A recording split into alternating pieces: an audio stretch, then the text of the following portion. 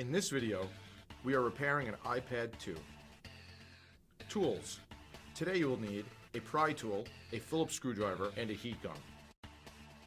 Removing the front glass. The front glass is held down with extremely strong adhesive. In order to lift up the glass, you must use a heat gun and pry tool.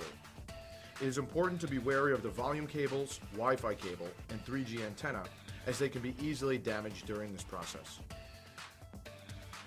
Once the digitizer glass has been freed, we could move on to removing the LCD. The LCD is held in by 4 screws, 2 on the top and 2 on the bottom.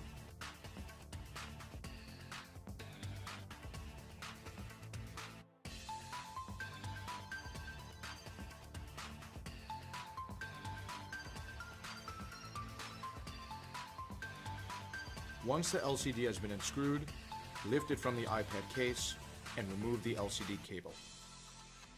Remove the digitizer cable by popping the connectors on the digitizer cable and removing the glass.